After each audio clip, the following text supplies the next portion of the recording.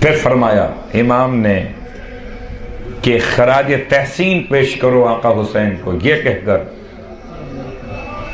وَاجْتَبَيْتَهُ بِطِيبِ الْوِلَادَةِ، خدا تو نے مجتبی کیا حسین کو پاکیزگی ولادت کے ساتھ۔ صرف ایک جملے پر توجہ کیجئے گا، بِطِيبِ الْوِلَادَةِ، ولایت نہیں، ولادت، ولادت، ظہور نہیں، ظہور نہیں، ولادت۔ ظہور تو امام زمان کا ہونا ہے۔ اگر کوئی مومن سمجھتا ہے کہ اس کے لیے لفظ مناسب نہیں ہے تو اس سے اتنا تو عرض کیا جائے کہ معصوم خود فرماتے ہیں وَاجْتَبَيْتَهُ بِطِيبِ الْوِلَادَةِ، اے خدا تو نے مجتبی کیا آقا حسین کو پاکیزگی ولادت کے ساتھ۔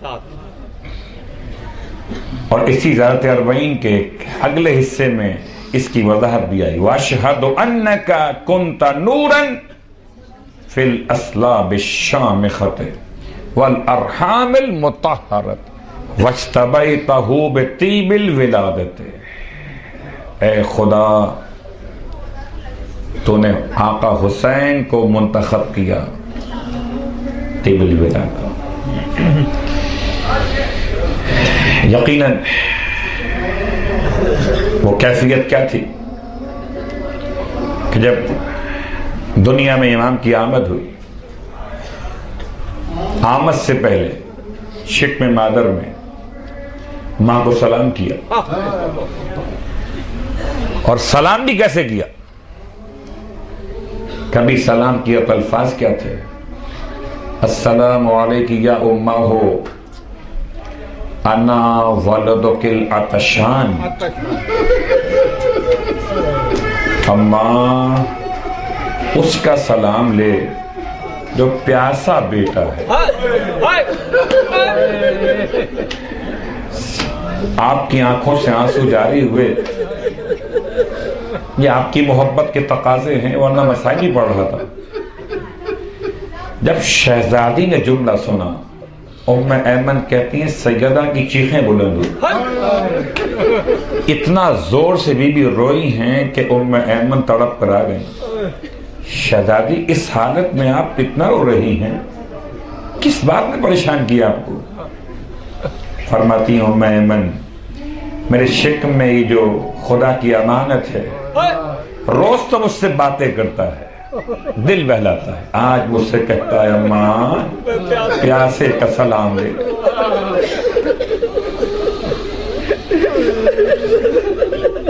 فرمایا شہزادی نے تو ایمن کرتی بی بی چلیے رسول کی بارگاہ میں چلتے۔ فرمایا نہیں، میں اپنے بابا کو پریشان نہیں کرنا چاہتی، انتظار کر لیتے۔ یہاں تک کہ ظہرین کی نماز کا وقت ہو گیا، شہزادی نماز کے بعد مصلی عبادت پر دیر تک بیٹھی ہوئی کہ بچے نے پھر ایک جملہ کہا السلام علیکی یا امہ انا ولدک العریان، اماں اس کا سلام لے، اس کے بدن سے لباس نوچ لیا گیا۔ جملہ سوچ رہا،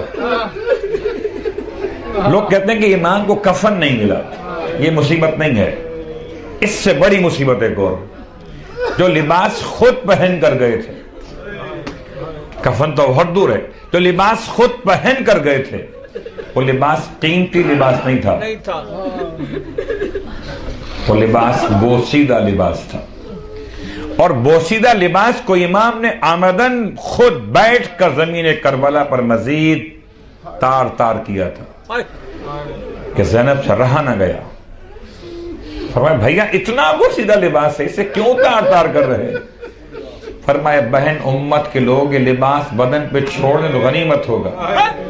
ہمیں جملہ کہوں آپ برداشت کر سکیں کہ اگر گوشوارے لوٹے کسی نے تو شاید گوشوارے سونے کے ہوں چاندی کے ہوں، واہ غربتا، لیکن جس نے حسین کا لباس لوٹا تو مال کی محبت میں نہیں لوٹا، حسین کو اذیت پہنچانے کے لیے، تکلیف پہنچانے کے لیے وہ لباس لوٹا گیا۔ آپ فرماتے تھے السلام علیک یا اماہ انا ولدک العریان، اما اس کا سلام لے، اس کے بدن سے لباس تک نوچ دیا گیا۔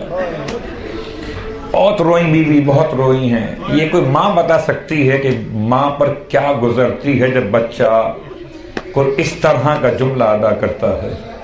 ام ایمن پھر کہتی ہیں بی بی چلیے اللہ کے رسول کی بارگاہ میں چلیے۔ فرمایا ام ایمن انتظار کر لیں، مغربین کی نماز کا وقت، اور نماز مغربین کے بعد شہزادی مصلی عبادت میں بیٹھی، بچہ باتیں کر رہا ہے۔ اچانک بچے نے سلام کیا، اور اب جو سلام کیا ہے سیدہ کی گریا کی کیفیت وہ ہے کہ ام ایمن آ گئی، روتے روتے سیدہ کا برا حال ہے۔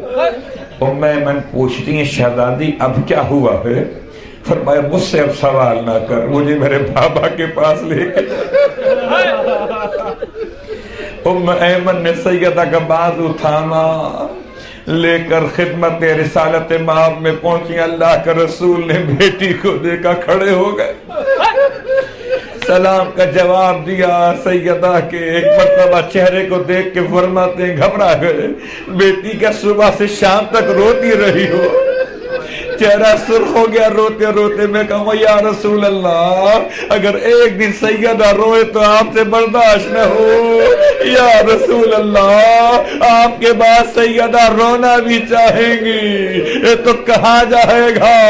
یا صبح کو رو لیا کرو یا شام کو رویا کرو۔ اجرکم اللہ۔ رونے والو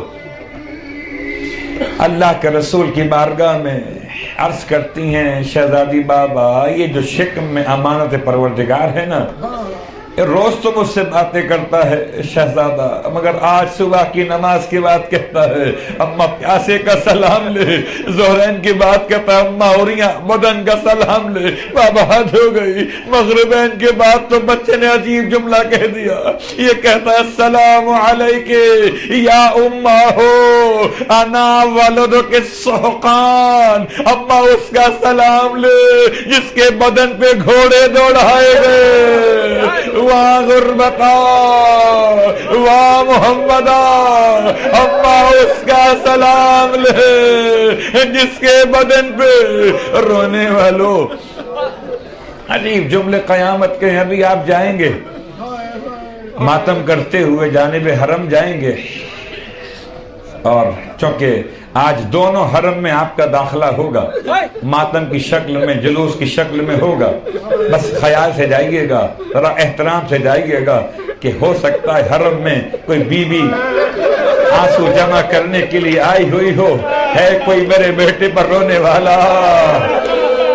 ہائے ماتم دارو قیامت کا منظر ہے، بس جملہ سن لینا، برداشت کر سکو جملہ سن لینا۔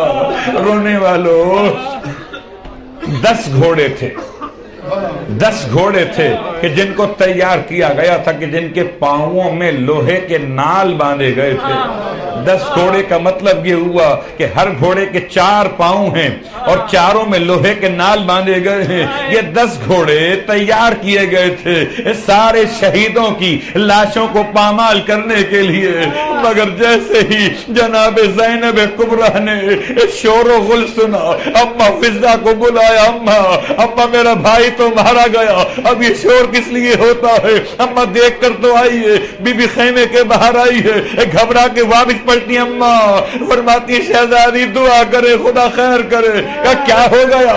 کہا گھوڑوں کے پیروں میں لوہے کے نال باندھے جا رہے ہیں تاکہ شہیدوں کی لاشیں پامال کی جائیں۔ سیدہ دعا کیجئے شہیدوں کے جسم محفوظ رہ جائیں۔ رونے والوں کچھ دیر گزری تھی، گھوڑوں کے دوڑنے کی آواز نہیں آئی ہے، جناب زینب کبریٰ فرماتی ہیں اماں لگتا ہے کہ یہ مصیبت ٹل گئی، شہیدوں کی لاشیں محفوظ ہو گئے۔ اماں فضا خیمے کے در پہ آ کے دیکھتی ہیں، پلٹ کے آتی شہزادی اللہ کا بڑا کرم ہو گیا کہ لوگ آگے بڑھ کر آ گئے، کسی نے کسی لاش کو اٹھا لیا، کسی نے کسی لاش کو اٹھا لیا، لیکن ابھی تو شکر خدا بی بی ادا کر رہی تھی کہ اچانک گھوڑوں کے دوڑنے کی ہوا سنائی دی ہے۔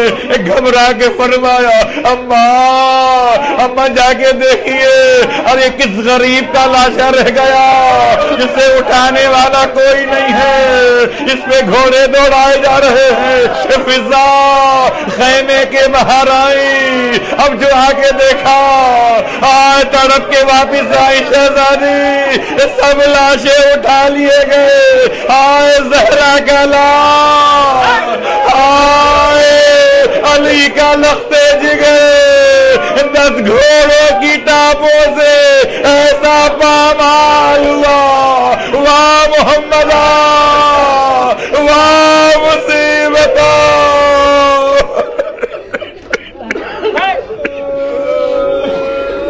ماتم حسین۔